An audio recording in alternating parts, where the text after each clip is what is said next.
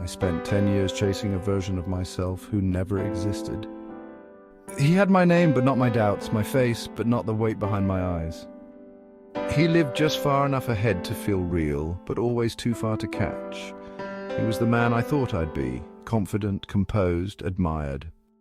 I built him from 1,000 invisible pieces, the compliments I was too young to understand, the expectations I was too afraid to disappoint, the unspoken rules of what makes a man worth something.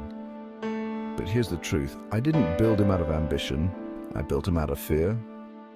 Fear that without him I would be invisible, fear that being ordinary meant being nothing at all. He wasn't a goal, he was a shield.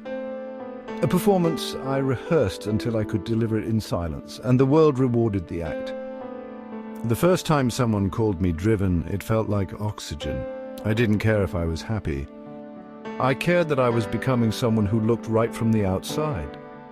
You see, nobody tells you that your dreams can become cages, that the man you hope to become can become your captor. That success, when it belongs to the wrong script, feels exactly like suffocating in a room full of applause.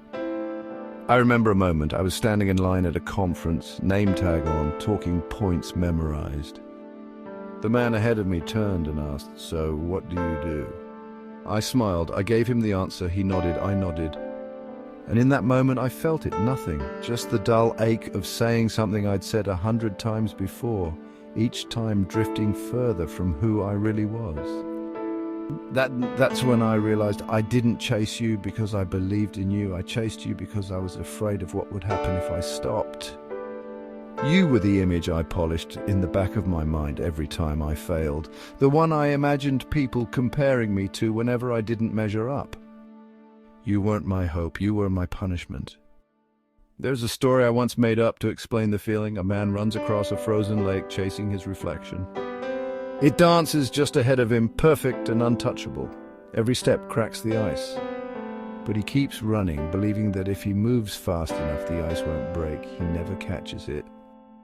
And when the ice finally gives, no one calls it a fall. They just say he didn't make it. That's what it was like chasing you. And here's the cruelest part. The more I ran, the further I drifted from myself, my real self. The one I locked in the basement so he wouldn't embarrass us. I didn't know that letting go of you wasn't the end. It was the beginning of hearing my own voice without judgment, of waking up and not rehearsing, of meeting the man I actually am. You were always silent, that should have been a clue. I spent a decade trying to become someone who never once looked back at me, and now in the stillness I see the truth. You were never real, but I am, and maybe that's enough to start again.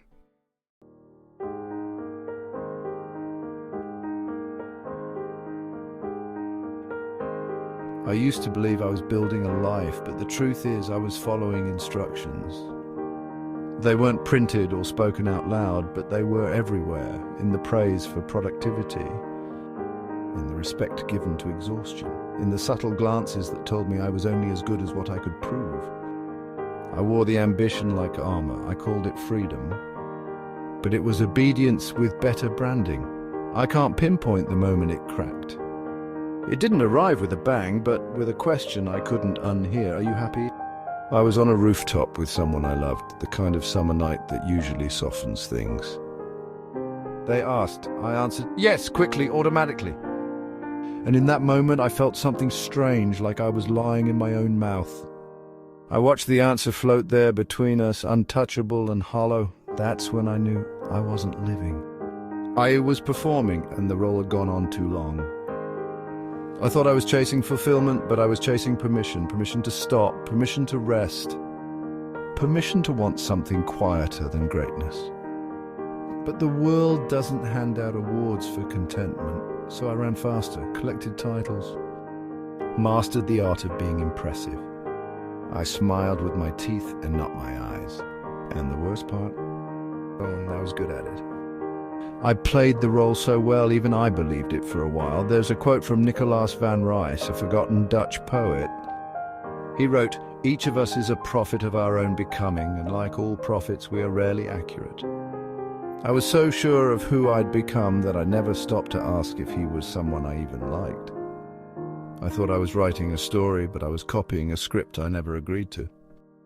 And the world clapped louder every time I said my lines on cue. I remember buying a suit I couldn't afford just to feel like I was catching up. Sitting in the mirror, adjusting the cuffs, telling myself this is what belief looks like.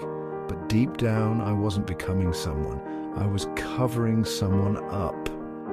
I succeeded, that's the tragedy. I reached the milestones, I earned the applause. And the moment I arrived, I looked around and realized I didn't want to be there. Success feels different when it's misaligned. It doesn't feel like celebration. It feels like standing at your own surprise party and wondering whose name is on the cake. And here's the part no one prepares you for. When the silence inside gets louder than the noise outside, you can't go back. Because once you see the blueprint wasn't yours, every step forward feels like betrayal, and so you stop performing.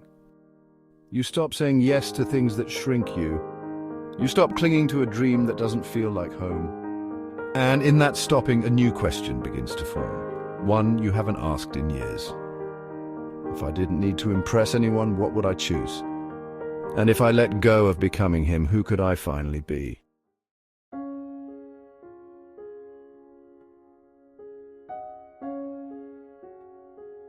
I used to think the breakdown would be loud. That it would arrive with sirens, ultimatums, slammed doors and trembling hands. I thought it would sound like collapse. Instead, it whispered. It came one morning when I looked at a photo someone had tagged me in, just a group shot, one of those generic captures where everyone's smiling, half aware of the camera, perfectly unremarkable. But there I was in the middle, holding a drink I didn't want, standing beside people I didn't know how to talk to anymore. The smile was precise, symmetrical, practiced. It looked like success, but when I stared into my own eyes, I felt something crack quietly, like a breath held too long. It wasn't that I looked bad, I just didn't look alive. I looked like a press release version of myself, and it hit me. I had spent so long trying to be someone worth admiring, I'd forgotten how to be someone worth knowing. That same night, I stood in front of the mirror in my bathroom, not posing, not adjusting, just standing. The lights were harsh. The silence was heavier than usual. And for the first time in years, I asked out loud, "Do you even like the man you've become?" The question didn't echo, it just hung there, dense, still, waiting. And then I remembered a story. Boris, a man meets his younger self on a park bench. They talk, awkwardly, politely. But as the conversation unfolds, it becomes clear the older man can't tell the boy what he's become, not because he forgets, but because he's ashamed. In the end, the boy walks away confused, and the man is left alone, haunted not by what he said, but by everything he couldn't. That story haunted me because I couldn't answer it either. Would the boy I once was recognize me? Would he be proud? Or would he just ask, "Why do your eyes look tired all the time?" And the truth is, I don't know. I don't know if he'd understand the compromises. The moments I traded conviction for comfort. The nights I said yes, just to be liked. I don't know if he'd forgive me for turning down the volume on who I was, just to be accepted by people I didn't even like. But maybe he was wrong too. Maybe he thought becoming someone meant building something the world applauded.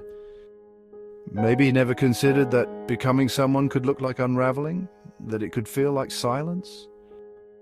There's a quote I found scribbled in a journal I almost threw away by Clarisse Monod, a forgotten French psychoanalyst. She wrote, "We spend our lives seeking to become the man we already are, beneath the noise." I remember reading it in the dark, no music, no phone nearby, just the sound of my own breathing and that sentence. And I knew in a way I hadn't known anything in a long time that I was tired of chasing, tired of rehearsing a version of myself who never once looked back, tired of building a future on the ruins of a lie. I thought reinvention would feel like power. It didn't. It felt like standing still in front of a mirror and whispering, "I'm still here, aren't I?" And maybe that's where all of this begins. Not with a breakthrough, but with a breakdown. Not with clarity, but with a question you can't answer yet. Maybe becoming real starts with finally telling the truth and letting it hurt. Because until you face the version of you that isn't working, you'll never meet the one who's waiting.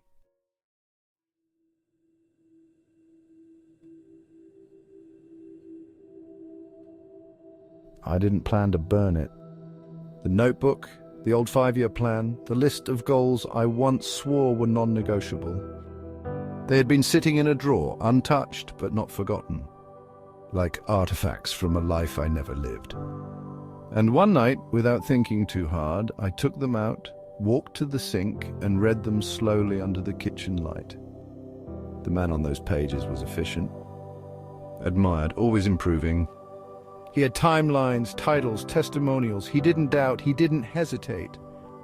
He never once said he was tired. I hated how good it sounded, because none of it felt like mine. And so I lit a match. I thought it would feel dramatic. Cinematic, but it didn't. It felt quiet. Like finally exhaling after holding my breath for years. The paper curled. The ink turned soft, then black. The words disappeared, but they didn't scream. They surrendered. There's a paradox I've come to understand only now. The moment you let go of who you were trying to be, you don't disappear, you finally appear. I didn't know that clarity could come in ashes. That peace could come from saying no more pretending.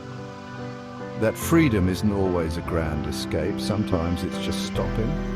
Stopping the narrative, stopping the chase, stopping the performance. There's a line from Viktor Frankl that came back to me in that moment. It does not matter what we expect from life, but what life expects from us. And for the first time, I realized life wasn't asking me to be perfect. It was asking me to be honest. And honesty isn't always clean. Sometimes it means admitting that the man I thought I'd be was never a destination. He was a mirror. A sharp, polished mirror reflecting back everything I feared. Insignificance, failure, softness, not being extraordinary. But he wasn't my enemy. He was the reason I kept going. He gave me a language to speak when I was too young to know my own voice. He gave me ambition when I didn't yet have courage. He gave me shape. But now I no longer need his outline, because I've started to recognize my own handwriting again, not in the metrics, not in the milestones, but in the small, unremarkable moments that don't need an audience. Like standing alone in a kitchen, watching a life plan burn in a stainless steel sink and feeling finally still. And here's the hardest part, to say, well, thank you. To the man I thought I'd be, thank you. You helped me survive. But I'm done surviving. And I'm ready to begin.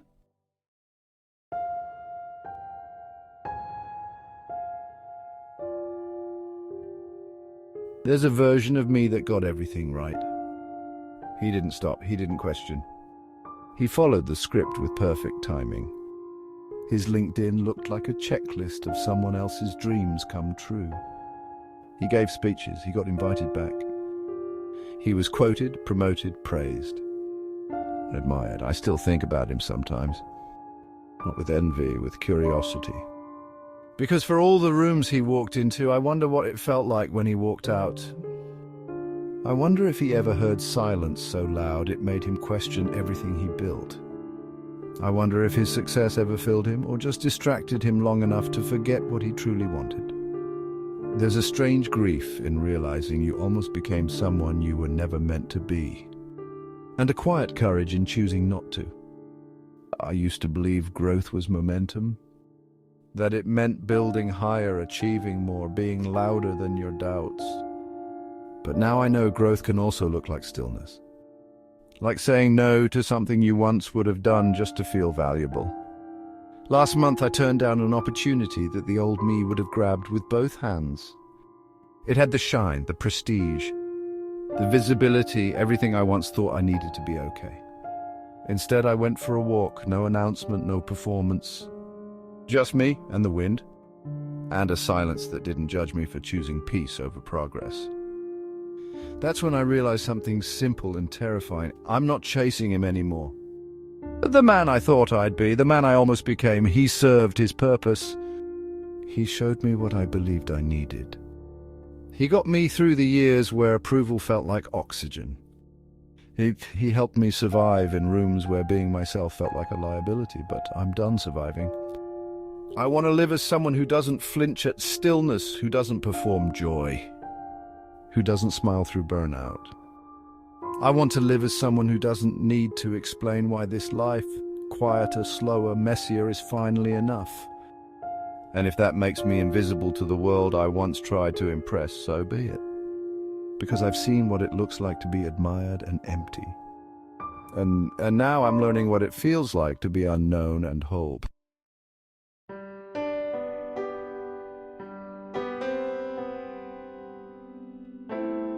It's strange, saying goodbye to someone who never existed.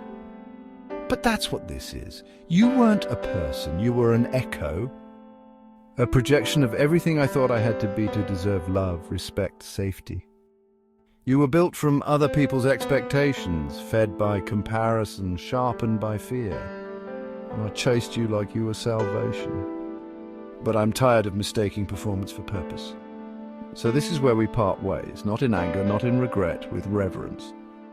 Because you got me here. You carried me when I didn't know how to carry myself. You gave me ambition when I didn't yet have clarity. You made me try when quitting would have been easier. But I don't need you anymore, because now I know what it means to stand still and not feel behind. I know what it means to sit in a room alone and not feel like I'm missing something. I know what it means to look in the mirror and see a man, not a project, not a failure, not a simulation, but a human being who chose truth over performance. This isn't a dramatic exit, it's just release. This morning I walked back to that same bathroom mirror. The one where I first asked, do you even like who you've become? And this time I didn't flinch. I looked into my own eyes and whispered two words I hadn't earned before now. I'm here, not I made it, not I became him, just I'm here, and that's enough. So to the man I thought I'd be, thank you for showing me the difference between achievement and alignment. Thank you for the fight, but I'm choosing softness now, slowness, stillness. I'm choosing to be someone who feels the sun on his skin without wondering how it photographs, who laughs without calculating how it lands, who walks away from rooms that require him to shrink in order to be seen. And if you're watching this, if something in this story feels like yours, then maybe this isn't just my letter, maybe it's ours. Maybe you had your own image, your own script, your own ghost. If you did, write to him. One line right now in the comments. Say the thing you've never said. Because the life waiting for you begins the moment you stop trying to become the man who never was and start showing up as the one who finally is.